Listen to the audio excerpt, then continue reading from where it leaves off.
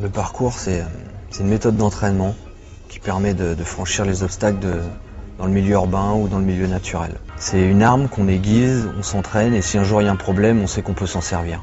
Ça peut être l'art de la fuite, de la poursuite, d'aider quelqu'un qui a un problème quelconque. Moi ça m'est déjà arrivé de monter au deuxième parce que le mec il a oublié ses clés. Et c'est tout con quoi, il est juste là, il sait que sa fenêtre est ouverte, il a pas ses clés et il me dit vous pouvez pas...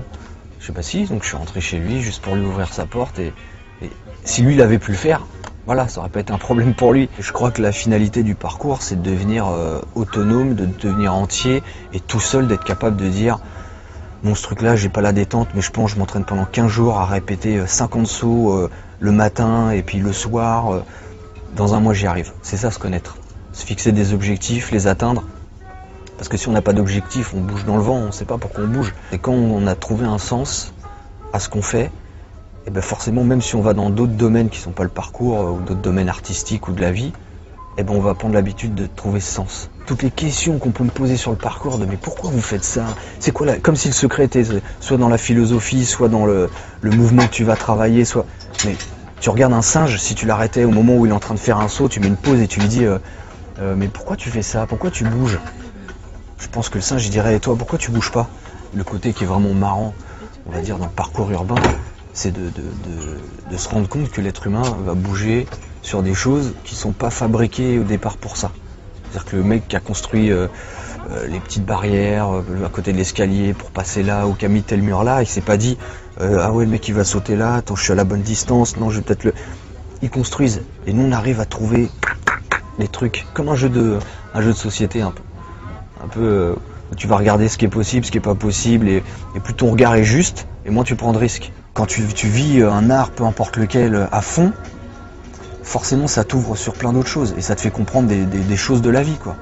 Le juste milieu, parce que l'excès tue. Donc voilà, c'est pareil, mon grand-père me disait toujours ça, il faut user mais pas abuser. C'est des phrases qui me reviennent tout le temps dans des moments où des fois je me pose des questions et je me dis mais c'est vrai ils me l'ont dit. Tu peux pas faire le fou constamment. Tu peux pas jouer avec ton corps comme ça. T'es à un moment obligé de suivre une règle et il y a des lois de la physique qui font que voilà, t'as beau te dire ouais j'ai pas peur, tu sautes pas de 10 mètres. Tu peux pas sauter de 10 mètres, donc t'es obligé de respecter un entraînement. Et c'est l'entraînement qui va te dire je me sens bien, je peux me dépasser et de savoir jusqu'où t'as envie d'aller. Je me rends compte qu'entre tout ce que mon père m'a transmis et tout ce que j'ai appris sur le terrain, je me rends compte aujourd'hui qu'il m'a pas menti.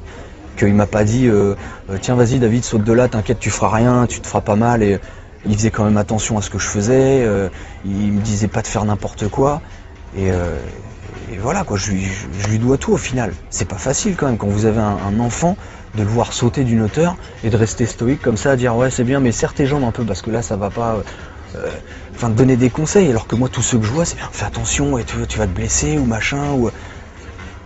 J'ai l'impression que les peurs, on se les transmet. On peut se transmettre du courage, mais on se transmet aussi beaucoup de peur et on est dans une société aujourd'hui où tout le monde a peur. Tout le monde s'enferme à double tour, tout le monde est stressé, Comment on veut avoir confiance en des gens comme ça?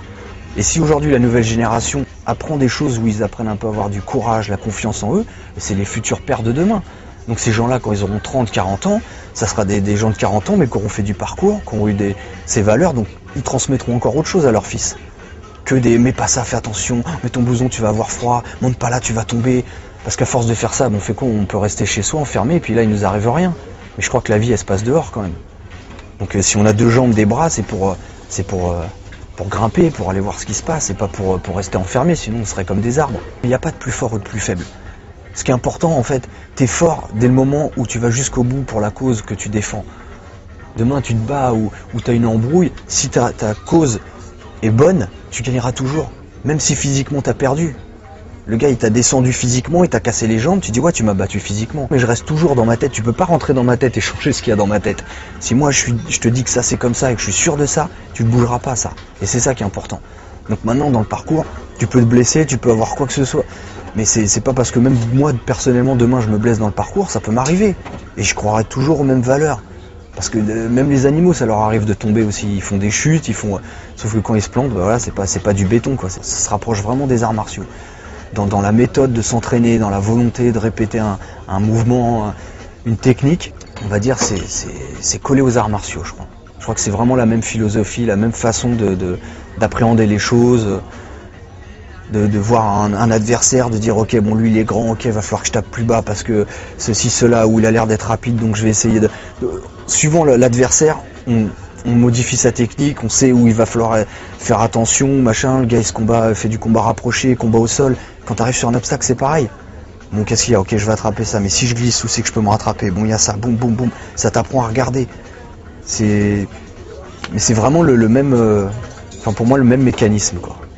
Mais je crois que la peur elle est tout le temps là, c'est qu'à un moment tu as la confiance, que au moment que tu vas faire un saut tu te dis celui-là ça fait quand même 500 fois que j'ai répété ça à côté, et sur les 500 je me suis pas planté, pourquoi maintenant que je tente là je tomberai?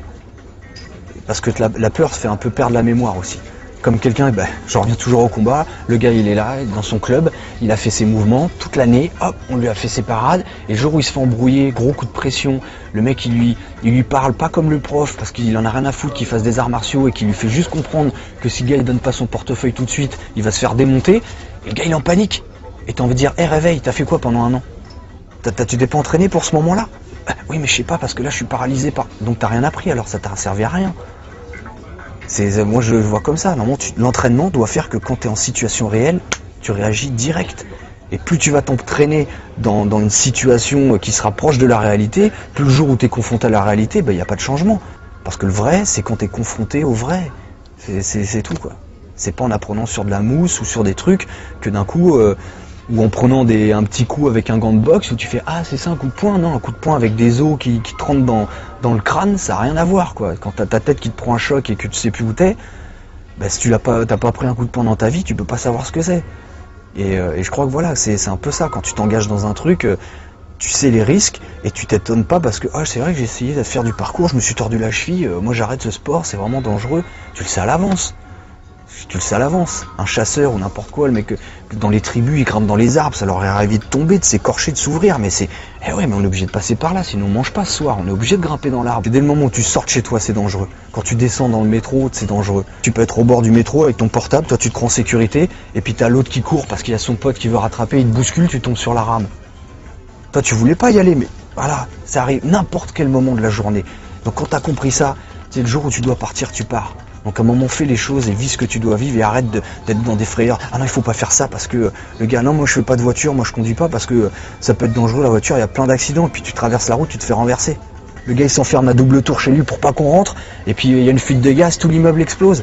Il n'y a pas vraiment de trucs à faire pour se protéger du danger ou prendre moins de risques. La vie, c'est un risque déjà. La vie, c'est un risque permanent. On prend des risques tout le temps. Quand on parle avec des gens, quand on s'engage, quand on donne sa confiance à quelqu'un, on prend un risque. Donc le truc, c'est d'être prévenu et puis de vivre avec. Mais les gens qui regardent, ils disent « Oh, t'as vu, il est sur le mur de l'école et tout, il répète, il n'a pas le droit d'être là. Oh là là !» C'est les gens qui te donnent cette impression que tu fais un truc interdit, mais toi, tu dis à quoi là? Là, un chat, il vient ou un oiseau, il se pose sur le truc, tu vas pas lui jeter des pierres. Pourtant, c'est un être vivant, il a un cœur à l'intérieur. Pourquoi juste parce que moi, je suis une personne et que je peux parler, ben là, vous allez me dire « tu sais que t'as pas le droit d'être là, qu'est-ce que tu fous sur le mur ?» Je sais pas, et toi, qu'est-ce que tu fais à me regarder, toi? Si tu tournes ta tête, en fait, là, et que tu marches tout droit, tu me vois pas. Je te gêne pas. Donc, fais ta route, va là, si t'allais chercher du pain, va acheter ton pain, rentre chez toi, et puis, qu'est-ce que t'as à rentrer dans mon truc? Et en plus, quand tu me parles, tu me perturbes, et ça se trouve, je vais faire le saut et je risque de me planter à cause de toi. Parce que tu m'as énervé à rentrer dans ta discussion, je me concentre sur mon truc, je te regarde, je saute, bam, je me blesse. Et là, tu fais quoi? C'est toi qui vas venir, qui va m'emmener au secours ou machin? Donc, si c'est pas ce que t'as à me dire est pas plus important que ce que j'ai à faire, trace ta route.